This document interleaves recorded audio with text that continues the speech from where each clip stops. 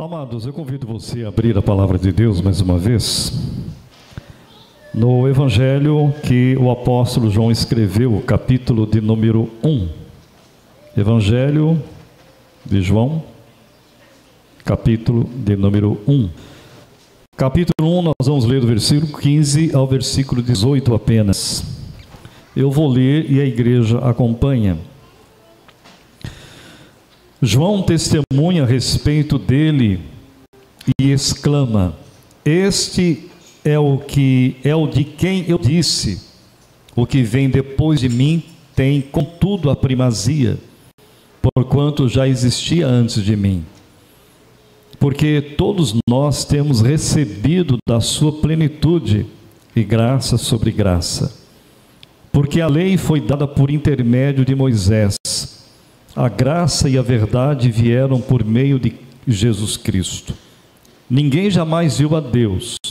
O Deus unigênito, que está no seio do Pai, é quem o revelou. Nós estamos chegando no Natal, queridos. Esse mês é um mês comemorativo. É uma pena que no Natal, no mês de dezembro, já novembro, há um intruso, que toma conta do Natal. Esse intruso se chama Papai Noel. Ele não tem nada a ver com o Natal de Jesus Cristo. Ele tem a ver com o Natal comercial, com o Natal capitalista, consumista, especialmente nessa época. Não tem nada a ver com Jesus, Então, se você gosta de Papai Noel, tudo bem, Pode gostar. Mas ele não tem nada a ver com a palavra de Deus, não tem nada a ver com o Senhor Jesus Cristo, E é bom você que é papai e que é mamãe, esse monte de criança que tem aqui na igreja, que você, por favor, meu pai e minha mãe, no nome de Jesus, quando o seu bebê já começar a entender algumas coisas, e quando ele achar bonitinho, você fala: olha, realmente ele é bonito, mas ele não tem nada a ver com Jesus. Seja sincero, apresente o tempo todo, não fale de Jesus apenas, apresente ao seu bebê, ao seu filho, à sua filha, Jesus Cristo. Apresentar Jesus para o filho é muito maior do que falar dele ou sobre ele, viu, queridos? Muito maior. Então você que é papai, que é mamãe aí, eu estou falando como pai que sou, como avô que sou, como tem algumas pessoas aqui que é do mesmo jeito, que já foi pai, continua sendo pai, continua sendo exemplo para os filhos, mesmo os filhos sendo casados, continua sendo exemplo, porque os filhos estão olhando para você, os seus netos estão olhando para você, pode ter certeza disso, tá bom? Então, você continue aí com seriedade, testemunhando a respeito de Jesus. Então, esse mês de dezembro, nós comemoramos o nascimento do nosso Senhor e Salvador Jesus Cristo. E eu quero refletir um pouco com a igreja, com você, e aqueles que porventura estão assistindo, não sei se estão, Tem alguns irmãos que estão lá embaixo, que não podem subir por causa dessa escada, eles estão assistindo, Outros irmãos, outras pessoas provavelmente vão assistir esse sermão, se é que vão assistir, Porque hoje a internet, as pessoas conseguem assistir 5 minutos, 10 minutos, a vida quando é 40 minutos, quando é 30 minutos, etc., as pessoas já olham: não, eu não vou ouvir, mas de jeito maneira, não vou assistir isso, Às vezes perde muito. Perde demais da conta, como diz o bom mineiro, Não sou mineiro, mas já vivi no estado de Minas e o mineiro fala muito isso, Queridos, o testemunho acerca do verbo é o que a gente vai pensar um pouquinho. Que João veio para testemunho, isso é, João Batista, esse texto que nós lemos, pequeno texto, fala de João Batista, que João veio para testemunho ou para testificar, é a maior ênfase deste evangelho, do evangelho do apóstolo João. Sua missão, a missão de João Batista, foi testemunhar da luz que brilhava desde a criação e estava ali para iluminar os homens com a sua presença. O testemunho foi idealizado para que os homens viessem a crer,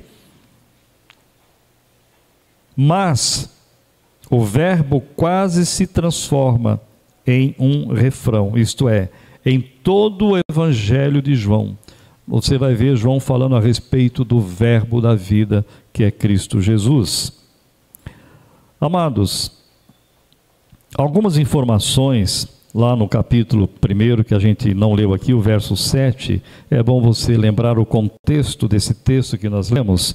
O verso 7 diz assim, olha: este é João Batista, este veio como testemunha para que testificasse a respeito da luz, a fim de todos virem a crer por intermédio dele. Então não esqueça isso, o texto vai mostrar essa realidade para nós. Algumas informações desse texto são apresentadas sobre o testemunho de João Batista à luz do aparecimento público de Jesus. Jesus veio depois de João em tempo, mas veio antes dele em importância, pois era antes dele na qualidade de eterno. Olha o que diz o versículo 1 do capítulo 1. No princípio era o verbo, e o verbo estava com Deus, e o verbo era Deus. Então, algumas lições que eu quero compartilhar com os irmãos. A primeira delas, do verso 15 que nós lemos. O verbo, ele é pré-existente e ele tem a primazia. O texto fala sobre isso. João testemunha a respeito dele e exclama: este é de quem eu disse, o que vem depois de mim tem contudo a primazia, porque já existia antes de mim. João testemunhou a respeito dele, queridos, exclamando: é sobre este que eu falei, aquele que vem depois de mim está acima de mim, pois já existia antes de mim. Ora, se Jesus nasceu 6 meses depois de João Batista, se lembra disso? Quem não lembra, lê lá o livro de Mateus, o Evangelho de Mateus.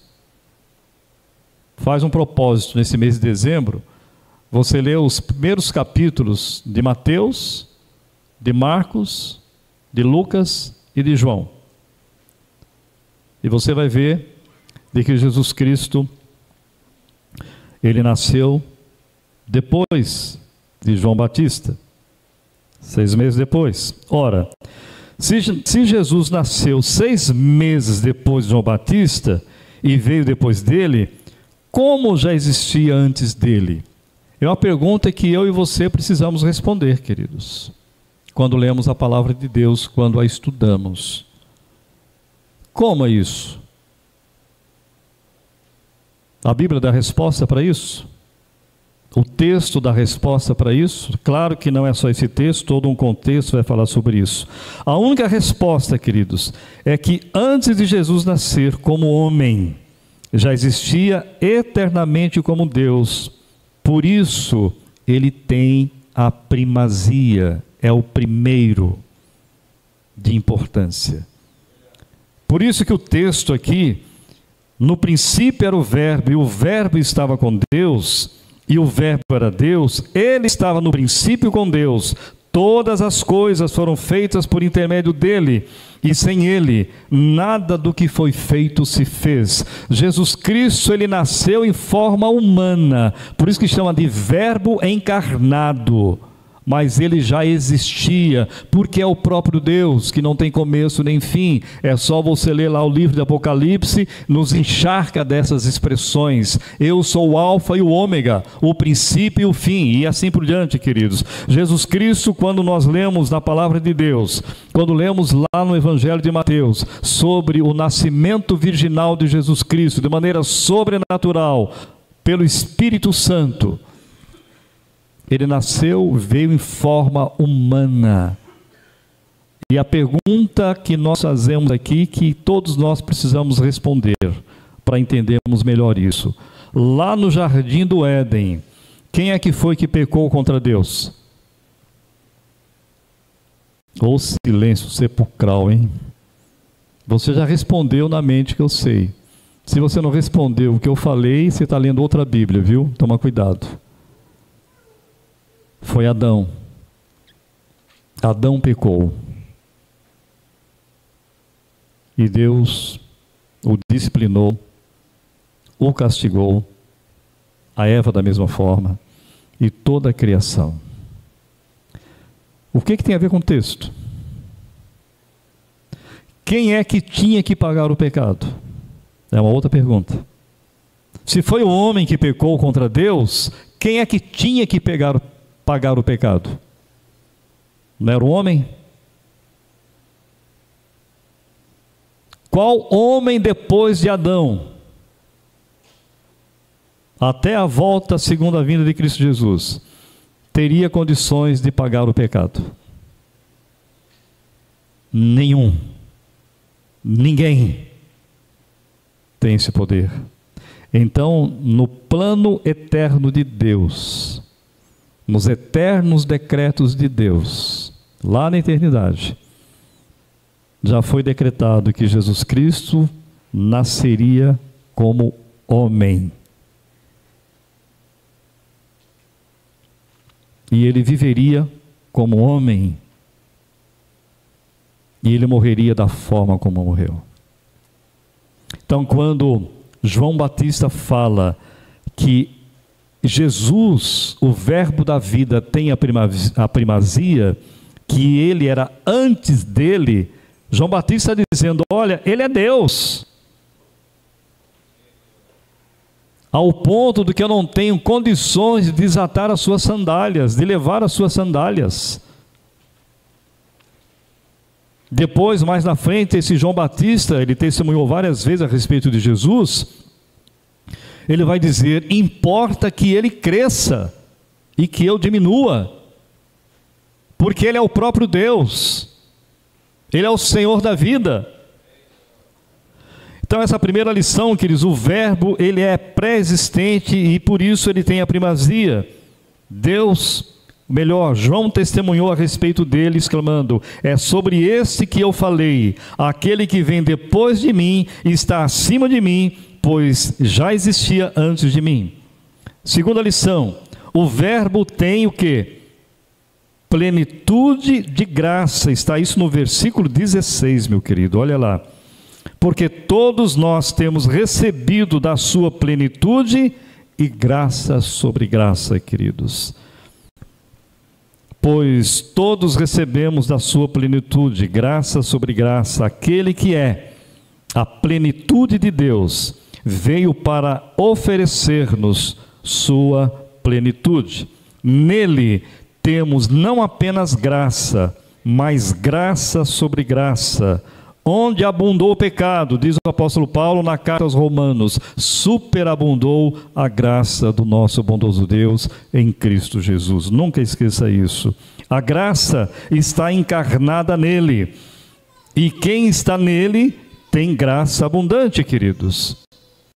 Somos pecadores, temos a natureza pecaminosa ainda, porque nós não fomos para o céu, Cristo ainda não voltou segunda vez para buscar a sua igreja. Agora, meu querido irmão, minha querida irmã, a graça, este Cristo está em nós. Paulo fala muito isso nas suas cartas.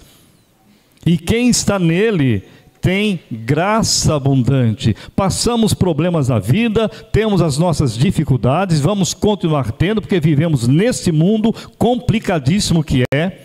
Esse mundo jaz no pecado e jaz no maligno, como diz a palavra de Deus, mas nós temos esta graça que nos ajuda na caminhada cristã, queridos.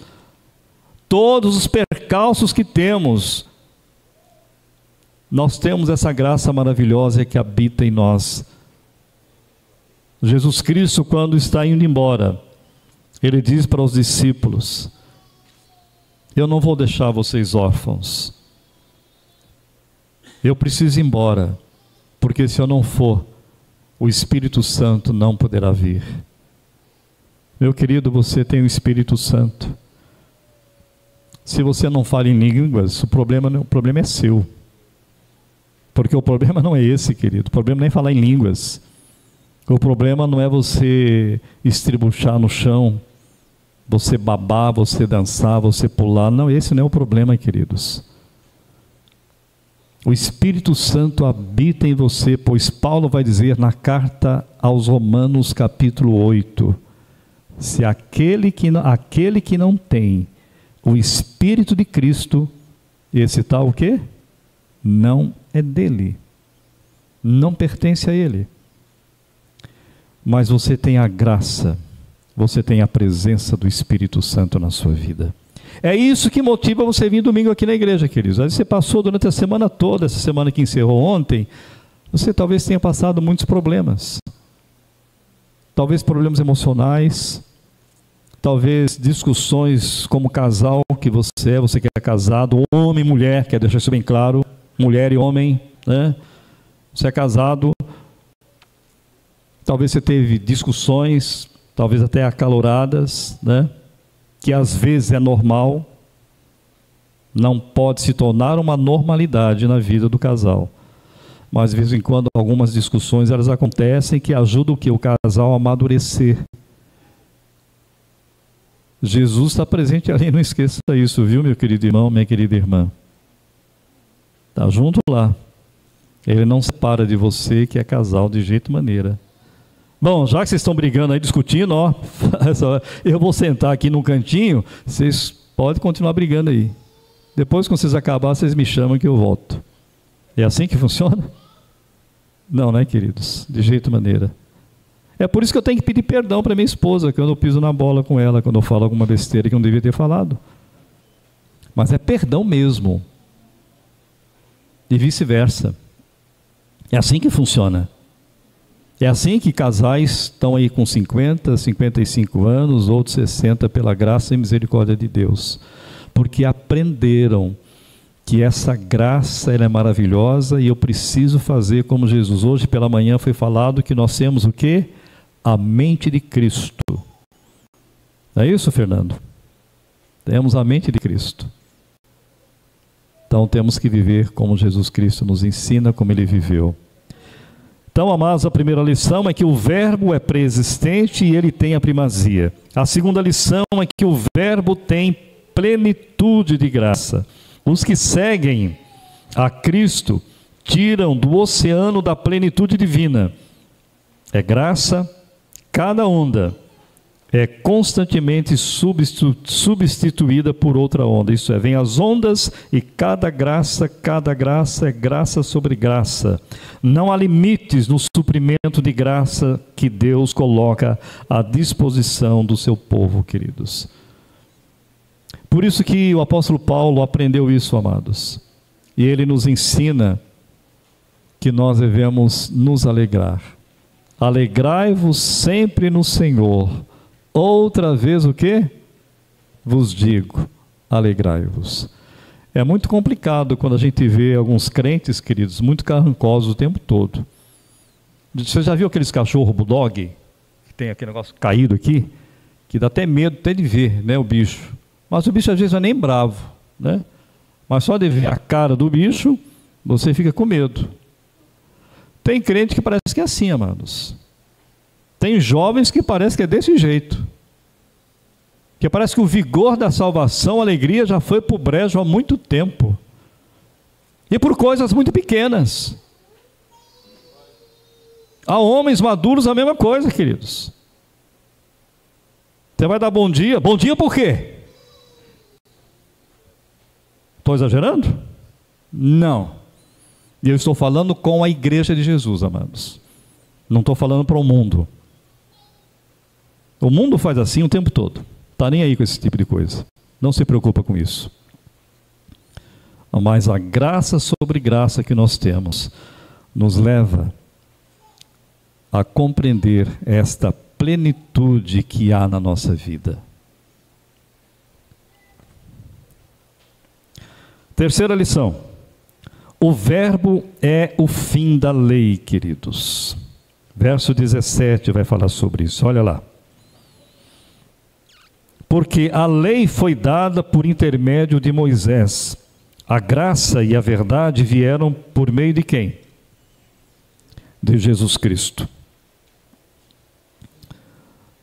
Ela é perfeita, mas somos imperfeitos. Isto é, a lei ela é perfeita, mas eu e você, o ser humano, é imperfeito. Por isso, a lei não pode justificar. A lei não tem poder para o quê? Para curar, queridos. A lei pode ferir, mas não pode fechar a ferida. A lei é inflexivelmente exigente e nunca conseguimos atender às suas exigências. Por isso que Jesus Cristo veio. Essa é uma das razões. Ele veio para cumprir toda a lei nos mínimos detalhes, porque nenhum de nós teríamos possibilidade de cumpri-la. Ninguém teve, só Jesus Cristo. Satanás tentou que ele não fizesse isso. Lembra que o próprio texto depois vai mostrar nos evangelhos, que assim que Jesus Cristo foi batizado por João Batista, diz o texto que o Espírito Santo o impele, leva ele para o deserto, para o quê? Para um spar, né? Para ficar magro, para quase morrer de fome. É para isso? Não. O texto vai dizer para nós muito claro: ele foi para o deserto para ser provado, para ser tentado por Satanás. Lá em Mateus capítulo 4 você vai ler isso. Meu querido irmão, quando você ler esse texto em Mateus capítulo 4, antes de você ler, ore a Deus. Porque tudo que Jesus passou ali, não foi 4 dias, não foram 4 dias, foram 40 dias, no qual diz o texto que ele teve fome. E aí diz o texto de que Satanás, vendo isso, sabendo disso, começa realmente tentá-lo. Se és filho de Deus, faça com que essas pedras se transformem em pães. A resposta de Jesus qual é?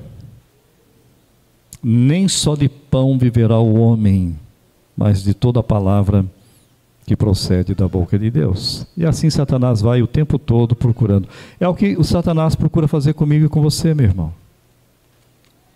Pedro vai dizer que Satanás, o apóstolo Pedro na sua carta vai dizer que ele anda, Satanás, em derredor, procurando uma brecha, um buraco, para encontrar e para fazer o quê?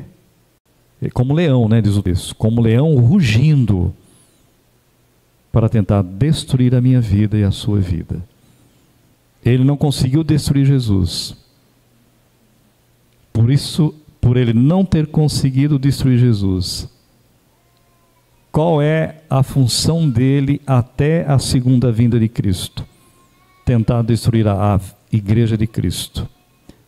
E essa é uma das razões que Jesus disse, bradou com muita clareza, que eu edificarei a minha igreja e as portas do inferno não prevalecerão contra ela. A igreja é dele. Amados, o verbo é o fim da lei. Por isso, pela lei estamos condenados. O papel da lei, portanto, nunca foi nos salvar, mas convencer-nos do pecado, tomar-nos pela mão e conduzir-nos a Cristo. Paulo fala muito isso, especialmente na carta aos Romanos. Ele é o fim da lei. Nele encontramos graça e verdade. Nele temos copiosa redenção. Muitos teólogos dizem que, abre aspas, em sua vida, morte e ressurreição, Jesus Cristo cumpriu todos os requisitos da lei. Agora, Deus pode compartilhar a plenitude da graça com os que creem em quem? Em Cristo Jesus, como a palavra de Deus ensina. A graça sem a verdade seria enganosa, queridos. E a verdade sem a graça seria o quê? Condenatória. É o que Paulo trabalha isso de uma maneira muito séria na carta aos Romanos. Quarta lição, queridos. O verbo é o revelador do Pai. Olha o que diz o verso 18.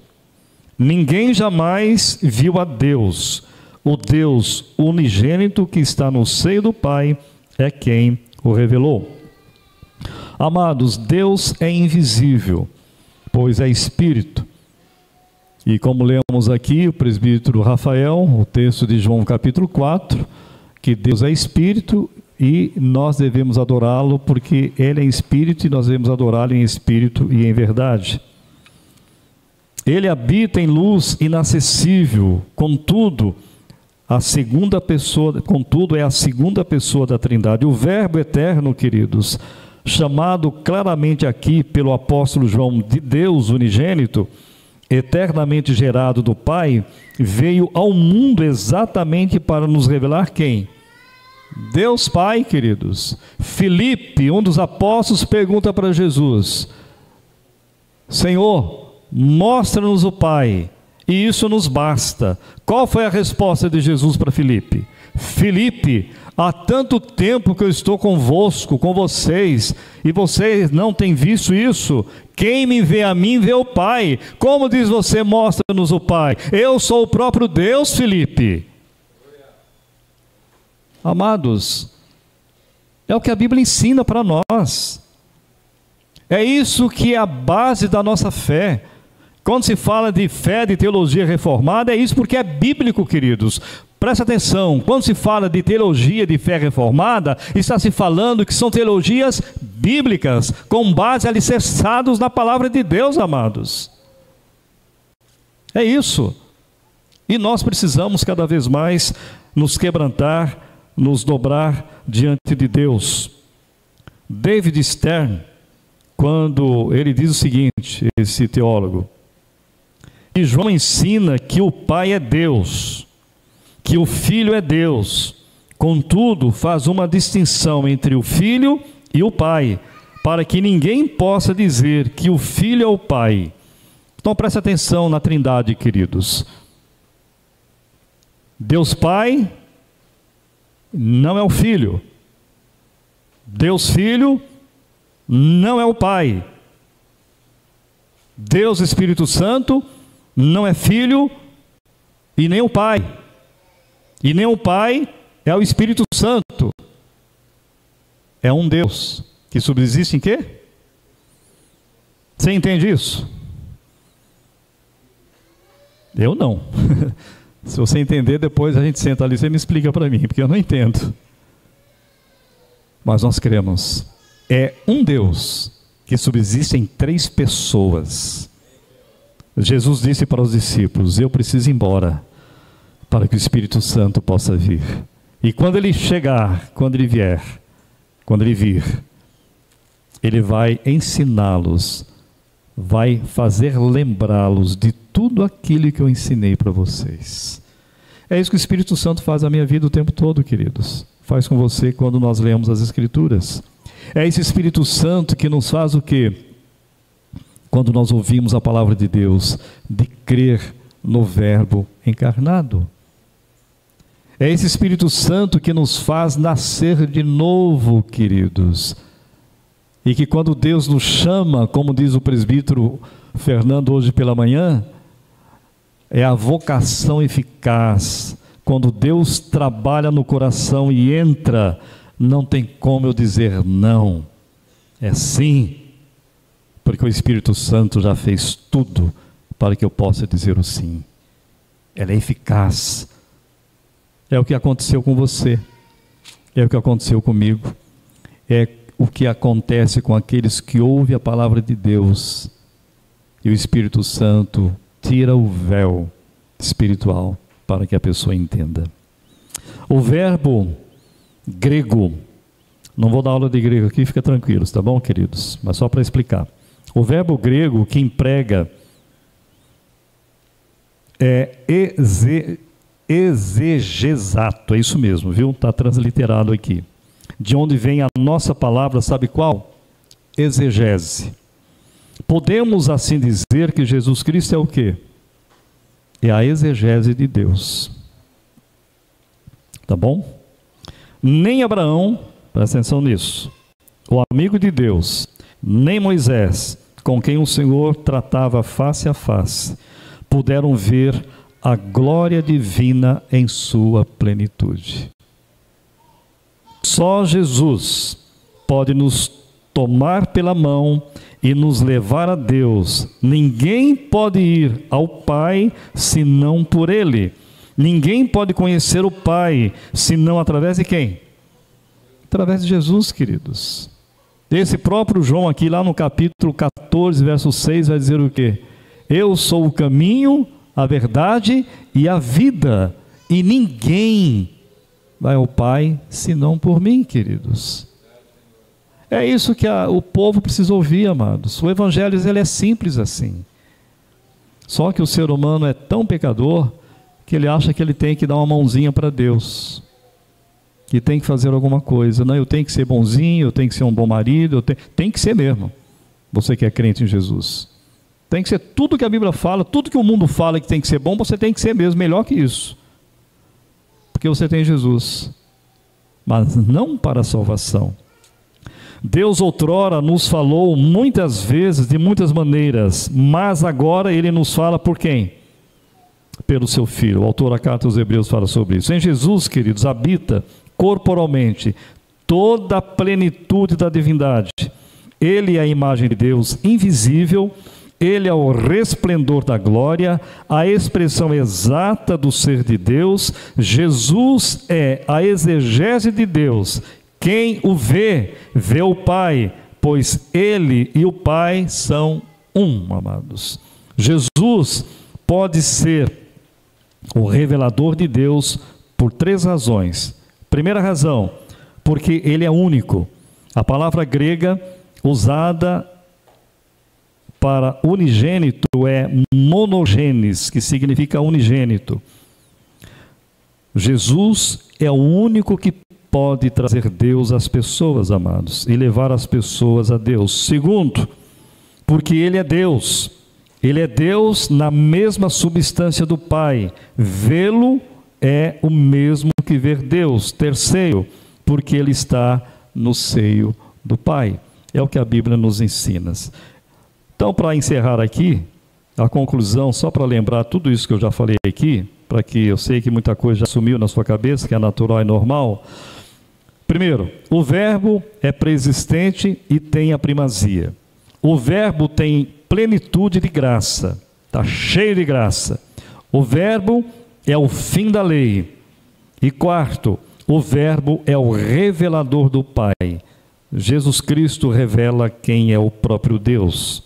E a conclusão, queridos. Primeiro, João Batista veio para testemunhar, para testificar. É a maior ênfase desse evangelho.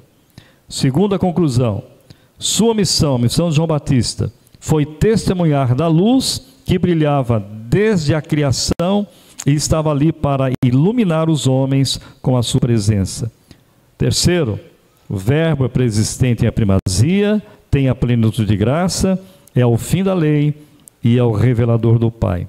3 aplicações para a minha vida e para a sua vida, meu querido irmão. Primeira delas, o testemunho da igreja a respeito do verbo encarnado Jesus Cristo consiste em que Ele já veio, viveu, morreu, ressuscitou e voltará como juiz. João Batista preparou o caminho para a primeira vinda de Jesus, para que Ele estivesse ali já presente, anunciando que viria alguém muito maior do que Ele. A função da igreja, a minha função e a sua função, qual que é? É de pregar, de anunciar que Ele já veio, que Ele já viveu, que Ele já morreu, que Ele ressuscitou e que Ele voltará. Segunda aplicação, que não há outro nome, queridos, pelo qual o ser humano seja salvo. Disse Jesus, eu sou o caminho. E a terceira aplicação, queridos, que há somente um mediador entre Deus e os homens, Cristo Jesus. Nunca negocie isso, queridos. Que Deus abençoe, que Deus tenha misericórdia da nossa vida e que a graça sobre graça continue na vida de cada um de nós. Amém?